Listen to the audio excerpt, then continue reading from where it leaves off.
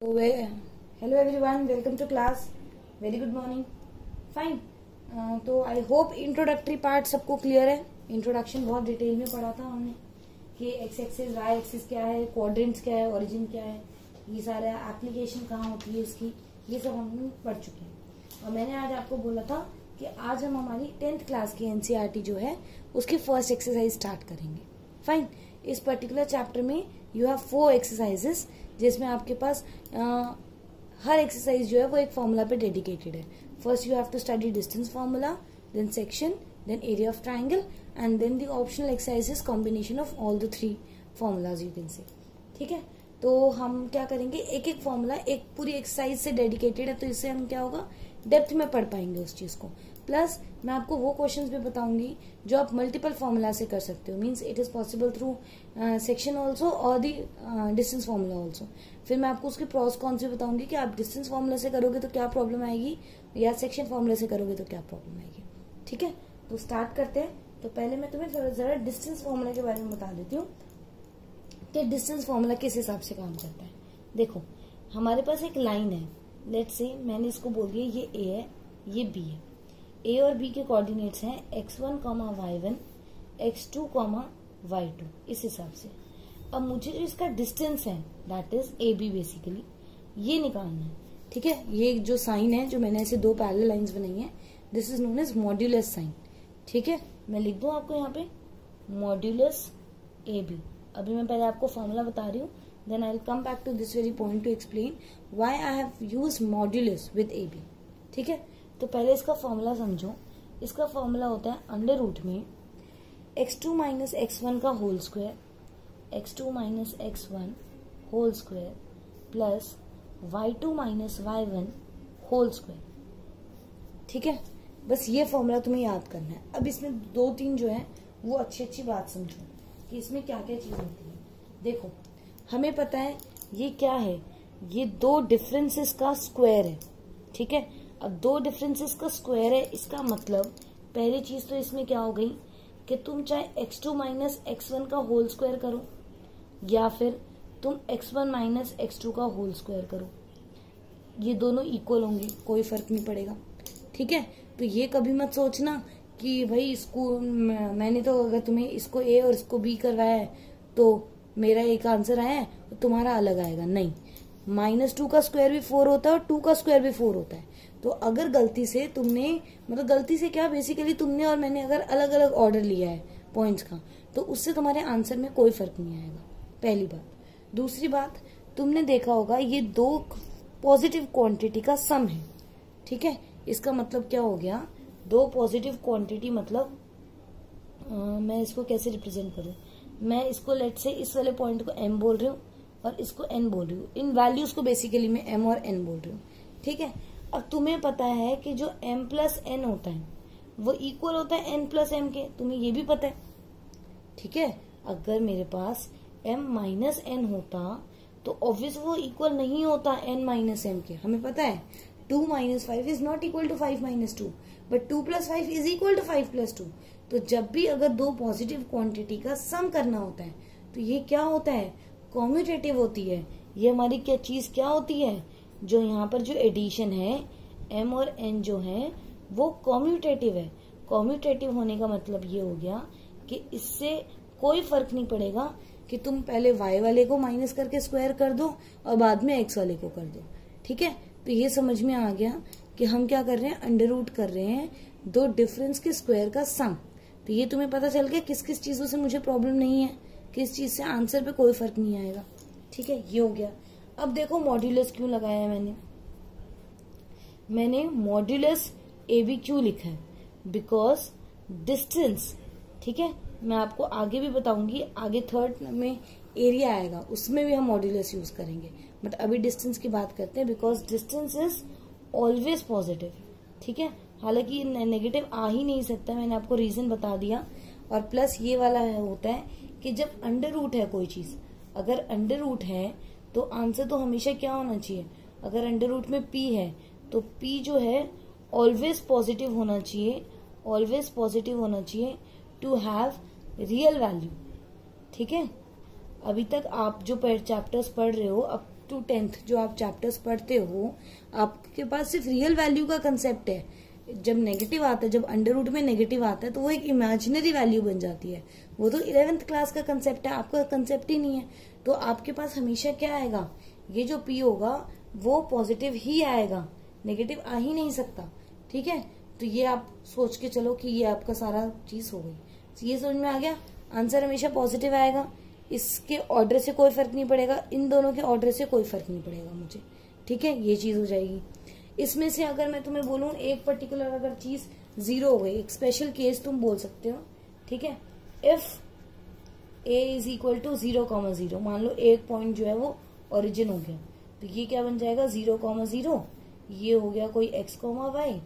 तो अगर मैं इसमें डिस्टेंस फॉर्मूला लगाऊंगी तो क्या हो जाएगा, x माइनस 0 का स्क्वायर प्लस y माइनस 0 का स्क्वायर।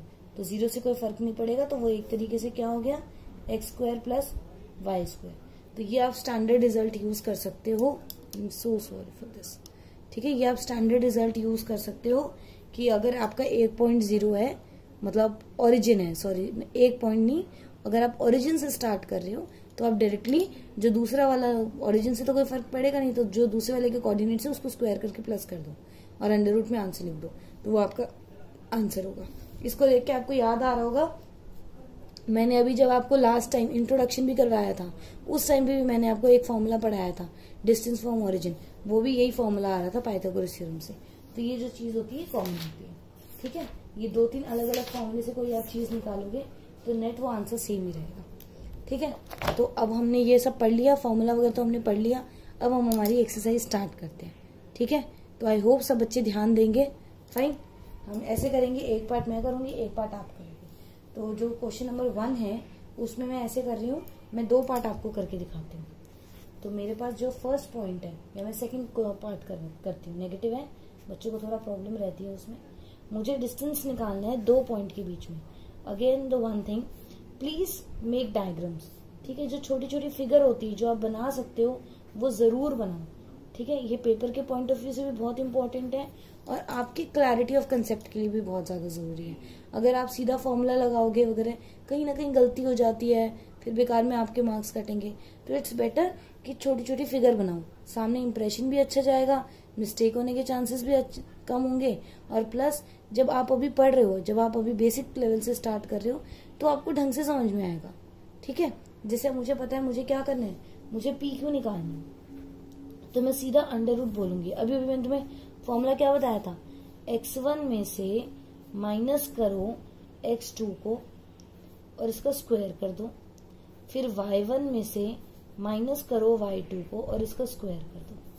तो ये क्या हो गया मेरे पास, माइनस का 1 प्लस का 5 का स्क्वायर, और ये हो जाएगा 3 माइनस 7 का स्क्वायर।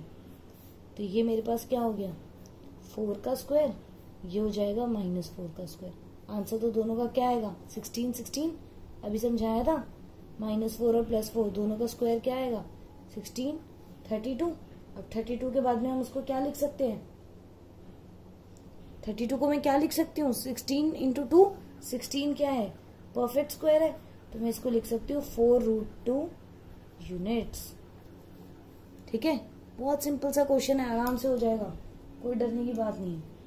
ठीक है, एक और पार्ट करके दिखाऊं, अलग पेन से कर लेते हैं, थोड़ा समझ में अच्छे से आ जाता है। थोड़े मल्टीपल पेन यूज कर रखे होते हैं ना, तो समझने में आसानी होती है बच्चों को। तो ये क्या हो जाएगा मेरे पास, a, b minus a minus b। ठीक है, ये वाले जो क्वेश्चंस होते हैं ना,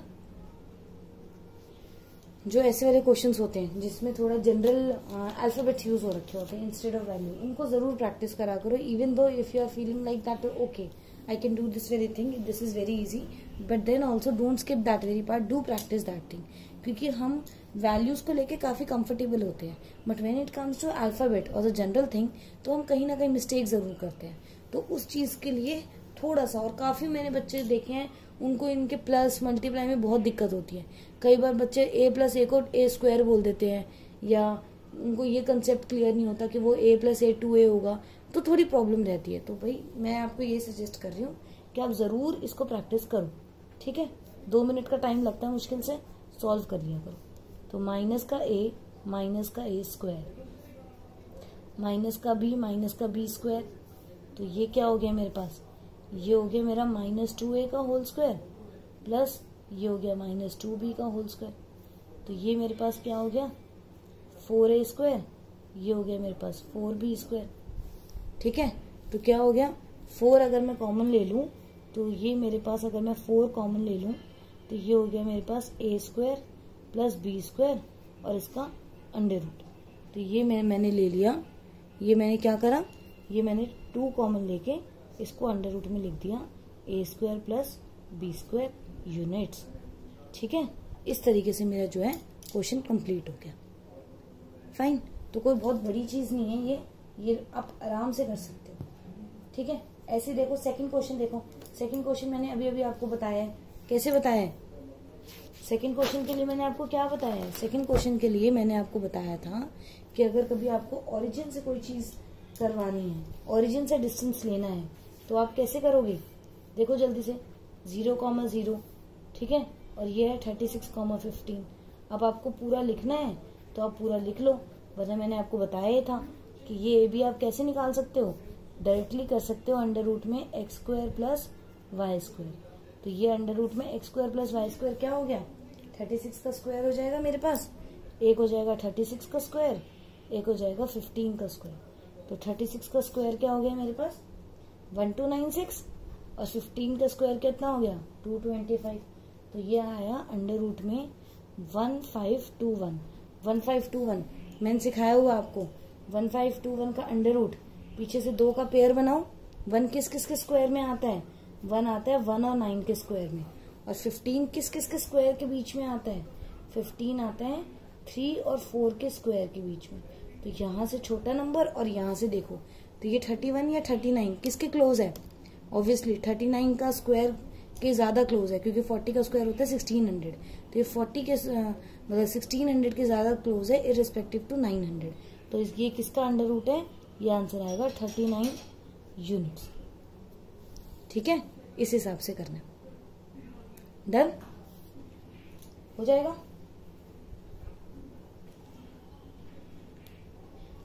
हो जाएगा, कोई दिक्कत तो नहीं है इसमें।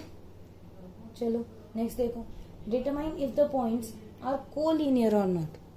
ठीक है, हमें इसमें कोलिनियरिटी चेक करनी है।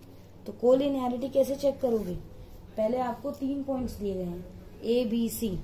ठीक है, ए के कोऑर्डिनेट्स क्या है 1,5, बी के कोऑर्डिनेट्स क्या है 2,3 और सी के कोऑर्डिनेट्स क्या है -2, -11। ठीक है, अब आप अगर इसको ध्यान से कैलकुलेट करो, मैं डायरेक्टली वैल्यू लिख रही हूँ, तो ए बी का आंसर क्या हो जाएगा √5, बी सी की वैल्यू क्या हो जाएगा मेरे पास। ठीक है, बीसी का अगर मैं सिंपल फॉर्मूला वगैरह लगाऊं तो ये क्या हो जाएगा 212, और ऐसे ही अगर मैं एसी में डायरेक्टली फॉर्मूला लगाऊंगी तो ये मेरा आंसर आ जाएगा 265। Now as you can clearly see that the sum of A B plus B C is definitely not equal to A C, therefore we can call them non collinear. Collinear क्या होते हैं, जो एक line के ऊपर लाया करते हैं। तो वो उसके लिए क्या जरूरी होता है, देखो ऐसे होता है ये ए बी सी, तो अगर मेरे ए बी और बी सी का सम जो है वो ए सी के इक्वल आ रहा हूं तो मैं उसको कोलिनियर बोलूंगी। अब क्योंकि यहाँ पर √5 और √212 को प्लस करके 265 नहीं आता। ठीक है, ऐसा नहीं है आप उसको अंदर अंदर प्लस करोगे 217 आ रहा है, नहीं वो भी नहीं आ रहा। ठीक है, अंदर अंदर प्लस नहीं कर सकते, सिर्फ कोफिशिएंट प्लस होते हैं। जैसे 2√5 और 3√5 है तो वो 5√5 हो जाता है। ठीक है, तो ये इस हिसाब से क्योंकि सम इक्वल नहीं आ रहा, that's why it's not collinear, it's non-collinear. Fine. So in the next part we would start with the further question.